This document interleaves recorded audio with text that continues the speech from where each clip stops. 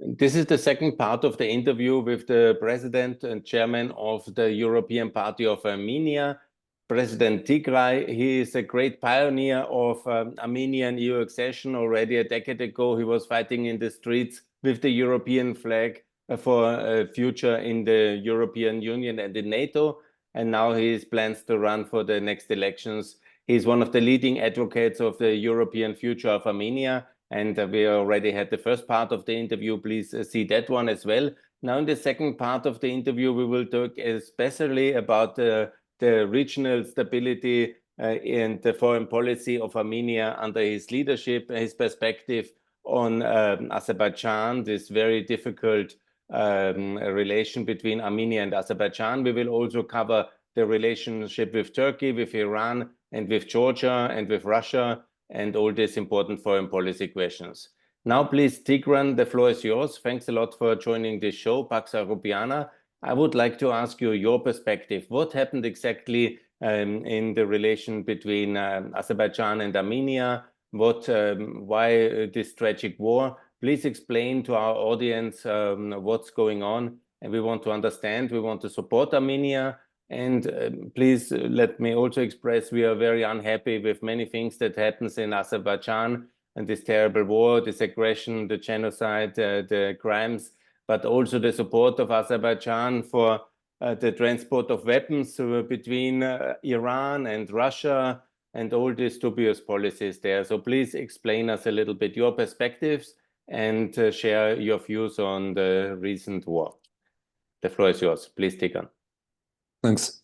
To make a long story short, we have to consider that Armenia and Azerbaijan are two post-Soviet countries, post-colonial countries, which both represented different roads which were chosen by them for their future development.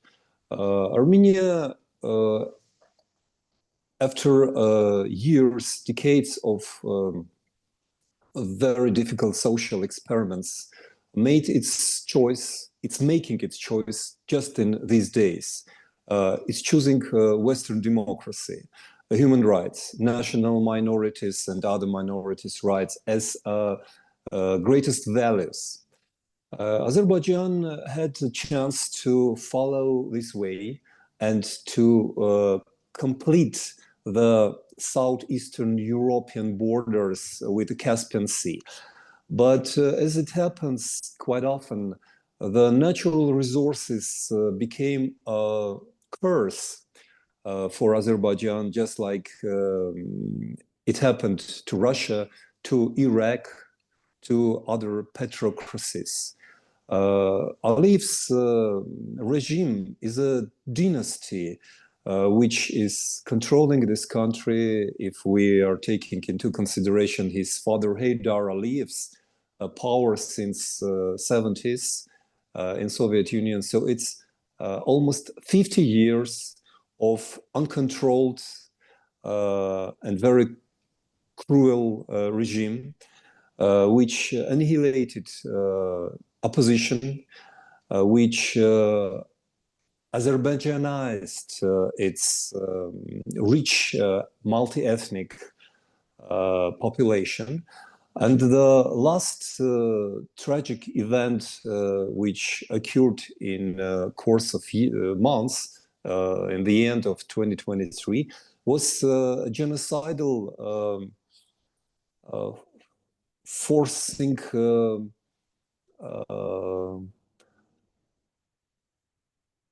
attack and exodus of 150,000 Armenians from ancient Armenian province of Artsakh or Nagorno-Karabakh. Personally, I call it patricide. The word genocide was coined by Jewish lawyer Raphael Lemkin, specifically to describe what happened to Armenians during First World War. He coined this word because there were no terms in judicial, in a legal glossary of mankind to describe the extermination of the whole nation. And he made the word genocide, killing of the nation. I prefer the word patriarcide, which means the annihilation of the state. This is not something specific for Armenians, but Nagorno-Karabakh was autonomy during the Soviet Union years. And 150,000 of Armenians were encircled, and after 9 months of blockade, they were forced out of the land where their temples and castles are standing for thousands of years. This is a big tragedy, and not only because it's ancient Christian land, not only because it's a tragedy of 150,000 people and their ancestors and their future generations. It's a tragedy because it happens just in front of the eyes of the world, and world didn't say a word to despoty, to tyranny. Unfortunately, Europe took very dubious position. And for example, Ursula von der Leyen preferred to portray Azerbaijan as a reliable partner in oil consumption. Europe did not realize in the beginning something which it knows now. In the reality, it's not Azerbaijani gas and oil they are buying. It's Russian, which is sold under Azerbaijani flag. And recently, no one else but Ukraine's President Vladimir Zelensky stressed this. And he said, we will not allow Russian oil and gas to be sold under the trademark of Azerbaijan. So we understand that Aliyev and Putin are cooperating. And I'm repeating once more, day before invasion of Ukraine, it was Aliyev whom Putin invited for the last discussion. And Aliyev, of course, knew that in 24 hours, Russia would attack Ukraine. What means the patricide for Armenia? It's a continuation of genocide of 1915. It's a direct continuation with hundreds of thousands killed and forced from their native lands. Is there a chance, was there a chance, will be a chance to change the situation? Of course it is. In 2023, the High International Justice Criminal Court in Hague issued a verdict on November 17, 2023, which says that Armenians of Nagorno-Karabakh, Artsakh Armenians, have a right to return free and safely. And of course, with respect of territorial integrity of Azerbaijan, Armenians must be given a right to return and to enjoy the certain level of autonomy which they have even in Stalin's Soviet Union. Use the formal logic. How could democratic world tolerate a situation in Azerbaijan for Armenians which is lower as a status than Armenians have in Stalin's Soviet Union? It could be ridiculous if not, if it shouldn't be that tragic. So if Stalin provided national autonomy to Karabakh Armenians, how could the world deprive us of this right? Besides, there are precedents And not only Kosovo, which is obvious precedent for the Europe, in the center of Europe, where Serbians forced Kosovars out, but United Nations and European Union changed the situation and gave Kosovars the chance to leave. There is a big Armenian minority in Georgia, in the province of Javakh. And there in Georgia, Armenians don't have even national autonomy, but they enjoy equal rights and chances to develop their language, their culture, their national life. So our immediate neighbor, Georgia, and its Armenian minority of Javakh could be a wonderful example of the possible coexistence. But first, Azerbaijan must be forced to return Armenians under international security guarantees or under protection like it happened in Kosovo. This is the only way we as Armenians worldwide and in Armenia could allow Azerbaijan to be an equal member of international community. Otherwise, we regard them as a genocidal state, and we will not tolerate their existence as a tyranny next to our border.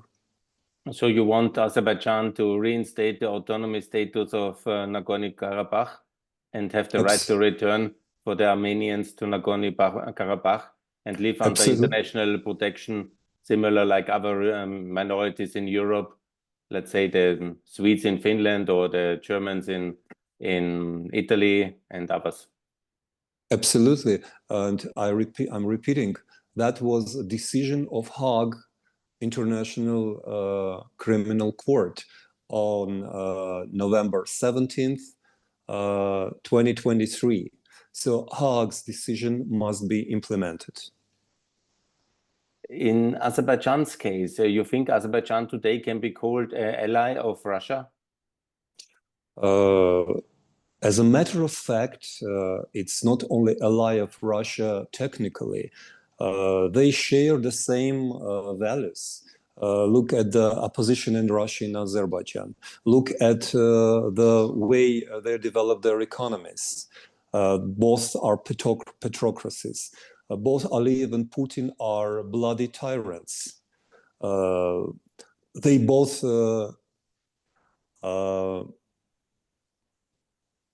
started aggressive wars with neighbors. What else should be said to confirm your thesis? Iran is one of the key supporters of Russia, and they're bringing these Shahid drones to Russia, which then is used a terrible effect on the battlefield in Ukraine against the Ukrainians. How do these Shahid drones come from Iran to Russia? Russia has a common border with Iran via Caspian Sea, which was and is always opened.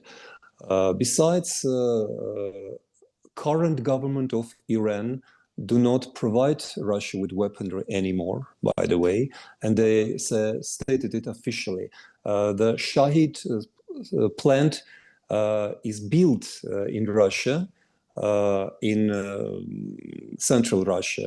It's Bashkortostan or Tatarstan, I'm not sure, where somewhere near Tolyatti, as far as I know, and there were TV reports on how Russians are assembling these Shahid drones, but Russians have the drones of their own as well, and Iranian drones are not that sophisticated. So it's not a matter of big deal at this moment. What is more important is that Iranian nation is protesting against the tyranny for decades. Every 2-3 years, we are seeing popular uprising of the women, of the youth, of the students, of poorest part of the nation. And we see that Iran is trying to change its political system from inside as well. So we hope that Iran will be important and democratic country in the future. It had decades of this good experience before Islamic Revolution, and after shortly afterwards, it was not always such a danger for the region. So I believe that pretty soon we'll see another Iran, and we hope so because Armenia has a special historical ties with Iran since millenniums, since BC times. Now, President Trump is in charge in America, and he has a very complicated relationship with Iran. What's your prediction for the impact of American foreign policy now on Armenia, Azerbaijan, on Iran? What will be the coming months ahead in terms of American policy for the region? The world hasn't defined Trump's policy in general. It's still in development, and we see many extravagance and unusual developments and unpredictable things in Europe as well. We all heard what's going on with Denmark and Greenland, and we hope that the main force, mainstream politics, will be the same. And basically, United States are extension of European civilization. And the values are the same. These are values of French Great Revolution, égalité, fraternité, and liberté. Of course, these values are different from Poland to Ireland, from United States to Italy.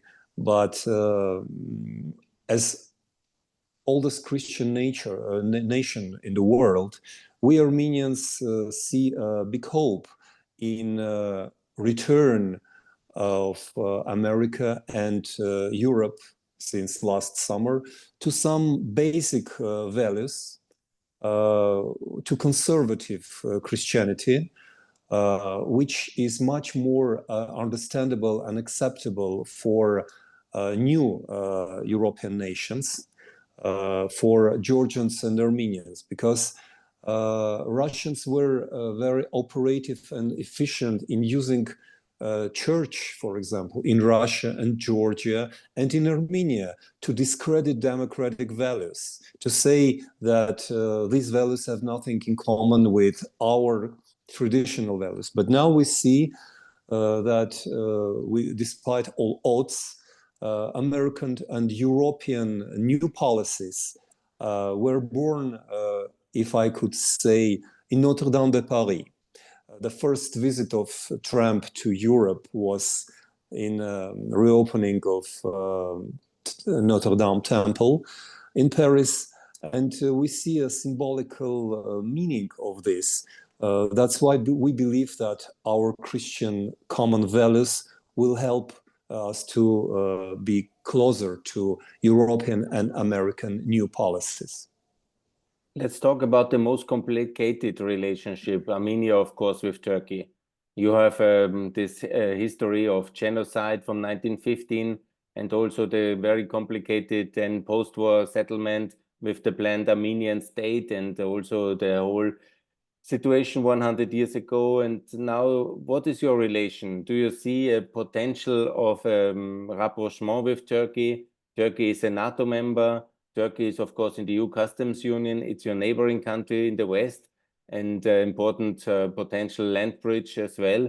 How is today's situation when it comes to the land borders? Are they open? Explain a little bit your relationship with Turkey and what can be done from the European and American policymakers now to improve that relation. There was a period some 20 years ago, the beginning of 2000s, when Turkey, then government, was much closer to rapprochement with Armenia.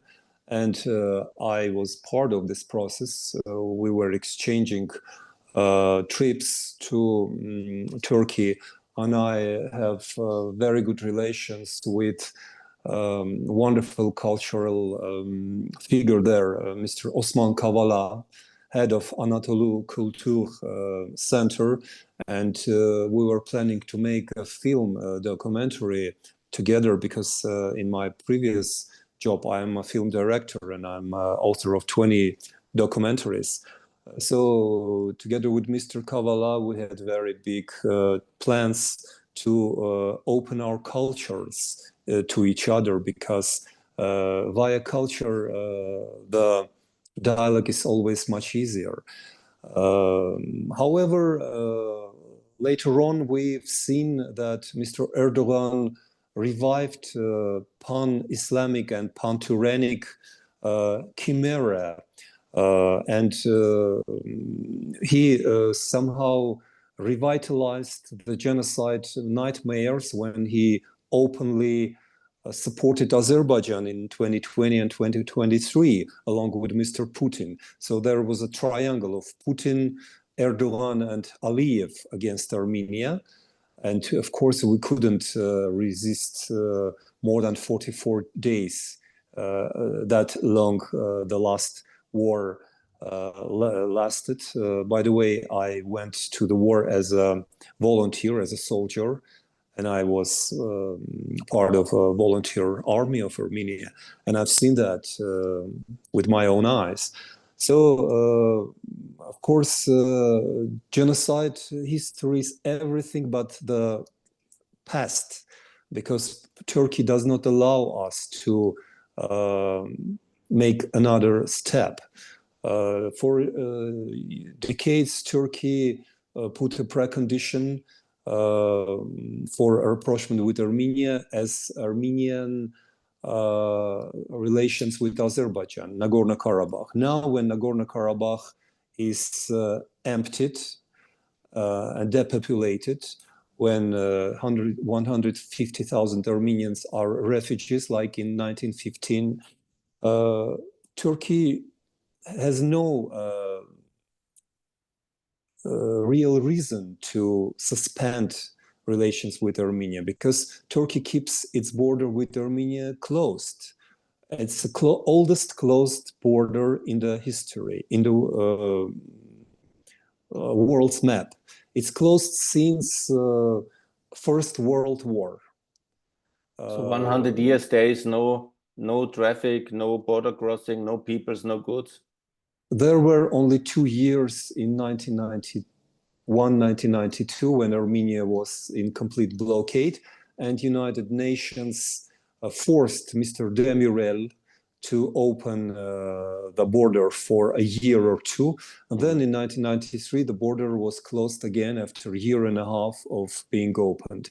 Of course, that will be a boost for Armenian trade with Europe as well, because, of course, we can trade via Georgia and Ukraine, but we have a common railroad with Turkey, and that would have been shorter and cheaper, of course. But Turkey still put on preconditions, condition after condition after condition.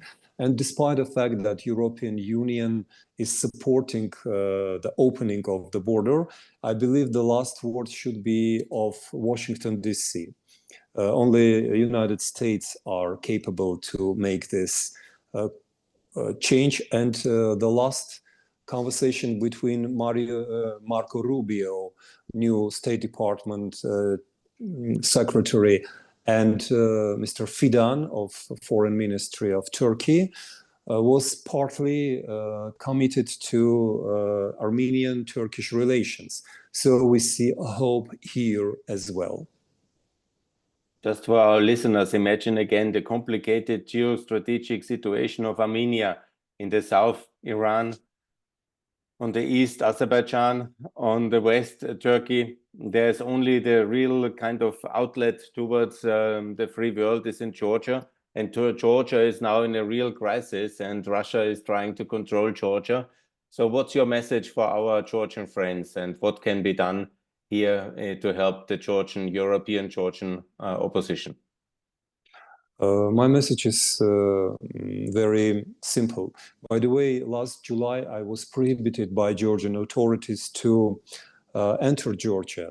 So there are two countries where I am persona non grata, Russia and unfortunately Georgia. And I was first political leader who was prohibited by Georgians, and that was very bad mark for Georgians. First of all, they realized that Russians are controlling their border. That was July of 2024. My message to Georgian friends is simple. We stand for you. We are supporting your struggle for democracy and European Union. And we understand very well that separately, neither Georgia nor Armenia cannot become European Union members. We can become members only together. That's quite natural because economically and in terms of even geography, only the road from Black Sea ports of Georgia to Iranian border of Armenia are making us economical subject interesting for Europe and for Middle East as well. For the moment, India is making huge investment in Iran. And you know, India is replacing China for the Western world as a manufacturer, as a world plant.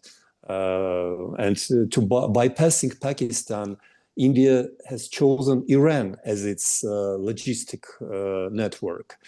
But Indians realized then that Iran is not going to send Indian or its own goods and energy sources neither via Turkey nor via Azerbaijan. So Armenia is the only option for Iran. They made it clear. And Indians suddenly became our big supporters, which is very nice.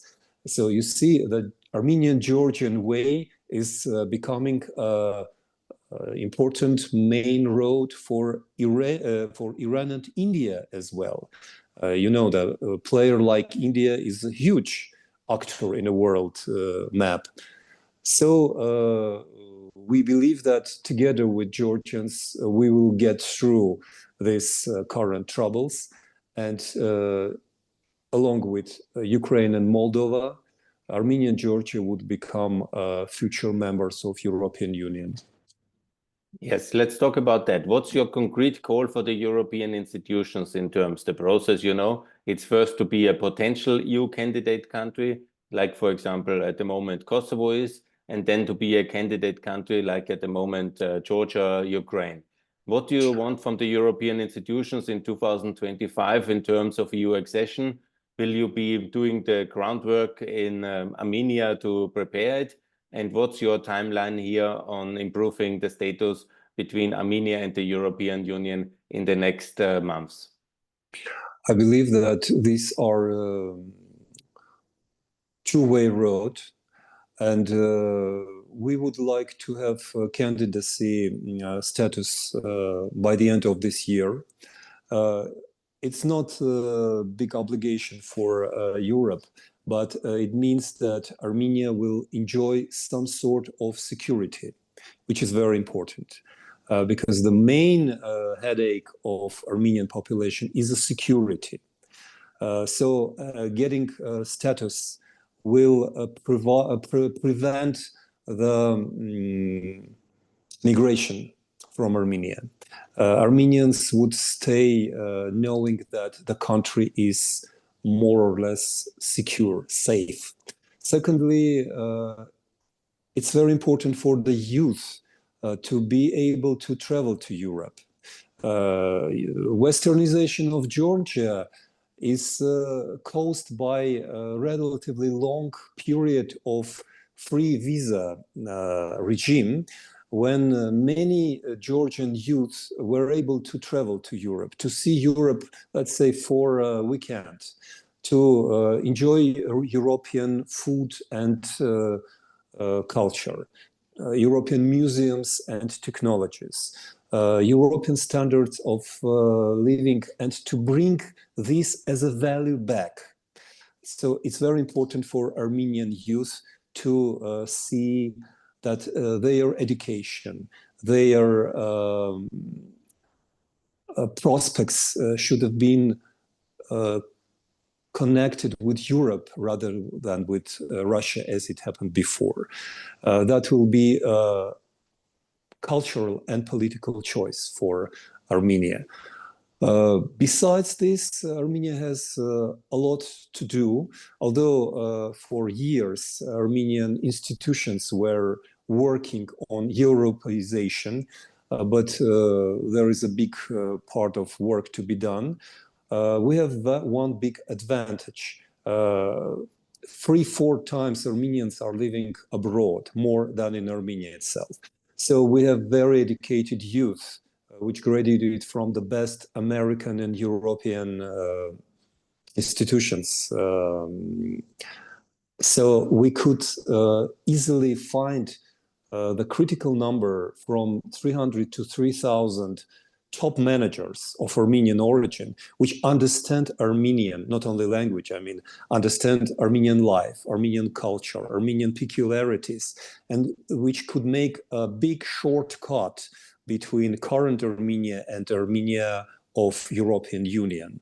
We should replace the current officials with efficient, young, ambitious, and well-trained European, American trained managers. It's not a big country. It's one average European city of 3 million people. So our reforms could have been very fast and very efficient. We could make this work done in course of 3 years if we start right now. Here's your call to complete the candidate status, to get the candidate status in the December 2025 European Council. That's very important, a clear timeline. We have 10 months to go, and hopefully you will achieve it and expect all the support of all good friends of Armenia in Europe. Coming to security, you're talking about NATO. So situation is American President Trump is now in power. He's basically the leader of NATO. What's your appeal to him? Do you want him to give you the aspirant status towards NATO? Do you call on him to join, to support your NATO application? It's on invitation. There's a process of Ukraine in NATO and potentially even Moldova, Georgia. So what do you want from President Trump? That's not just a wish. That's vital need for Armenia to be a NATO member, because you described our neighborhood. It's unique. I'm not sure if any other country in the world could boast this kind of neighborhood. Even South Korea has a better neighborhood than us. Which means we will be very good pupils, very committed and very efficient, because the urge for these improvements are making us zealous and very motivated. Armenian army must be reconstructed under NATO standards. We are spending huge amounts for defense. So the 5% of VAP of GDP. The GDP is not a big deal for Armenia. That will be a big release and relax, frankly speaking. But it will be very efficient spending, first of all. Besides, we will feel ourselves as a part of a bigger family, which is always important, essential in this part of the world. So we believe that we can make this, we could hit the road in very short period of time. I doubt if America and Europe ever have more motivated smaller partner. 100 years ago, Armenia became a so-called seventh sister of Entente. Not many Europeans remember now, but Armenia was allowed to sign Paris Peace Conference and Treaty of Sevres just because Armenian army participated to First World War immediately after independence. Unlike Georgian and Azerbaijani army, which were allies of Germany and Turkey, Armenia was ally of Entente, the seventh sister. So we are coming back to our status, and we will be more than proud to hold it again. Very good. This is my interview with the leader of the European Armenian Party.